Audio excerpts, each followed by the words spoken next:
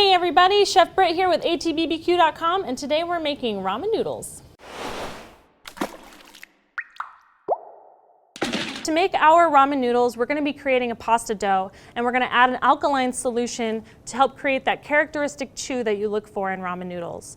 Now there's a couple different ways that you can make noodles. You can either do it by hand, you can use a pasta roller, or today I'm going to show you how to use an extruding machine. In order to get our alkaline solution made, we're going to take regular baking soda and bake it at 200 degrees for about an hour, and that's going to create our alkaline salt, which in turn is just called potassium carbonate.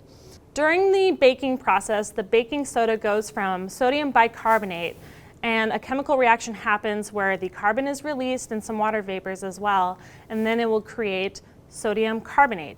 And that is what we are going to use to create our alkaline solution. So I've already gone ahead and done that for you guys today, so we get right to the noodle making.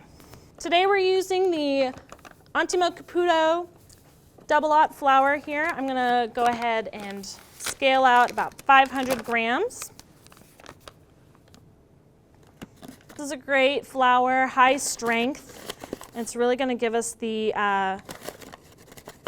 protein structure that we need to create this snappy, chewy ramen noodle. We'll get this right here in the mixer, and then we'll get our alkaline solution scaled out. Next, we're going to scale out 200 grams of room temperature water. This is going to give us a 40% hydration dough, which is going to be a pretty tight dough to work with.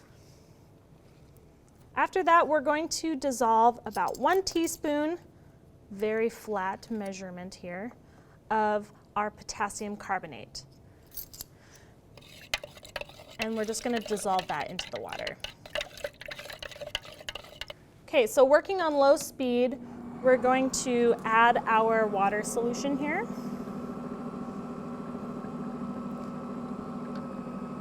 Just slowly adding it in, and just letting it get evenly dispersed throughout the flour. We'll allow this to mix for about 2 minutes before we move on to the next step. After these 2 minutes, you'll see that it's just kind of pebbly, craggy, scraggly mess of dough. But if I was going to take a big handful of it and press it, it would clump together. That's when I know it has enough hydration. If for whatever reason it wasn't going to come together so easily, I might add a teaspoon at a time more water until it came to this consistency. I want to clarify something with this dough. I'm only taking it to this level of gluten development because I'm going to be putting it through an extruder.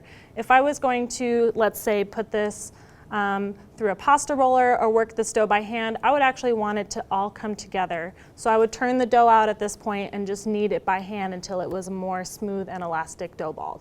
Now we're just going to turn out the dough into a container, and we'll press it together and allow it to rest for about an hour. And that's going to give this dough plenty of time to fully hydrate and develop its own gluten by just sitting. You can go longer with the rest time. If you want to go overnight, just place it into the fridge in an airtight fashion. And before you start working with it again, you'll just want to allow it to come to room temperature.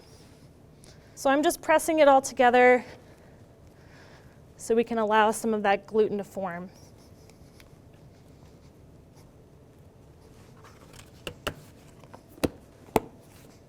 This is a dough that I've made ahead of time. It's been resting for about a couple hours.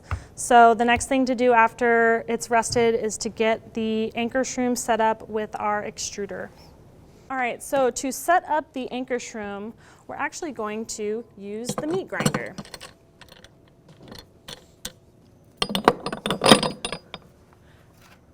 The main difference with the pasta extruding attachment here is that we're not going to be using a blade that'll cut the dough, but instead we're just putting in a plate that's going to force the dough out.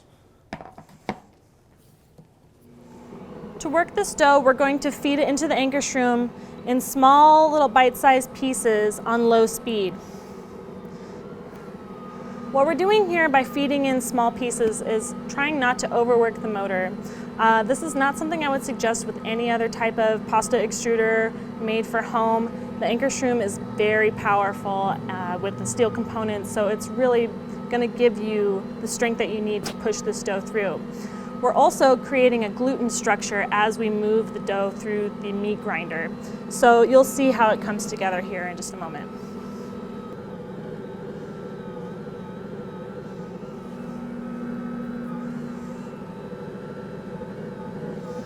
It might take a second for it to just come out clean.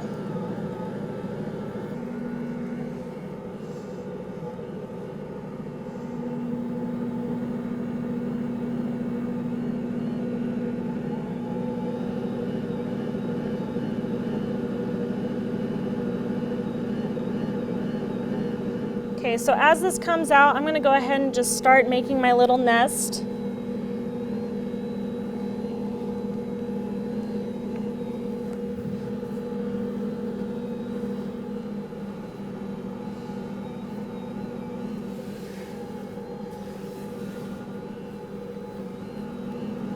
So while the dough is working, I've got some salted, heavily salted, boiling water going. You may have noticed that we did not add any salt into this dough, but we're gonna get all the salt that we need from the bath that we've created. Once you've got enough noodles for your liking, we're just gonna go ahead and cinch it off and get it right into our boiling water. Right.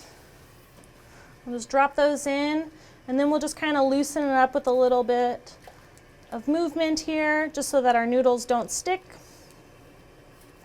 And we're gonna cook these for about a minute to a minute and a half.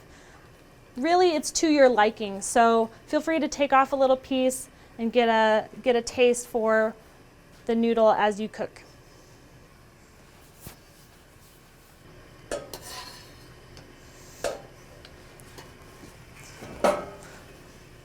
I'm going to go ahead and pinch off a little piece here, just see if it's got the texture I like.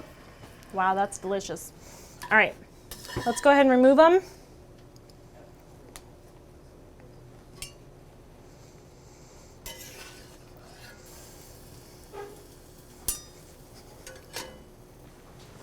So now that these are cooked, you can dress them up however you like. Swimming in beautiful broth, pairs perfectly with grilled meats. Today I'm just going to keep it simple. I'm going to dress it up with Kim's Gourmet peanut sauce, a couple dashes of soy sauce, and we'll just mix it up.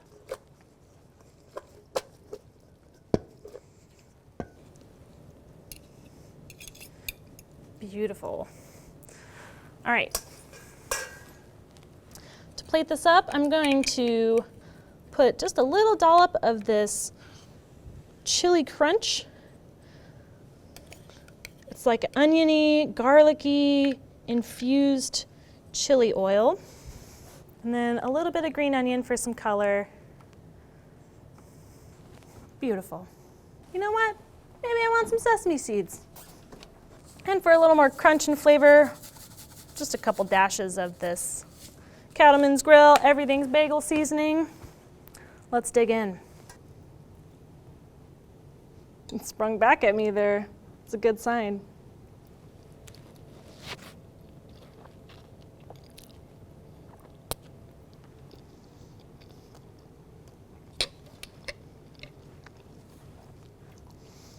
Guys, I love noodles,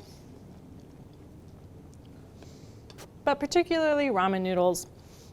The texture and the sort of egginess that you get from the alkaline solution just makes it a really unique experience, enjoyable. It doesn't really matter what you put on it, but I'm getting a lot of good heat out of that Chile Crunch. It's good. Garlicky, savory, peanut buttery, easy. That's what I like about this. Well, thanks for joining me today while I show you a new way to make ramen noodles. If you guys want to see us cook these more in the future, if you want to see Chef Tom and I come up with great ramen recipes, head on over to the comments and let us know. And feel free to subscribe if you want to see more. Head on over to atbbq.com/thesauce to see more recipes, tips, and techniques. And if you want to see all the products today, head on over to atbbq.com. All Things Barbecue, where barbecue legends are made.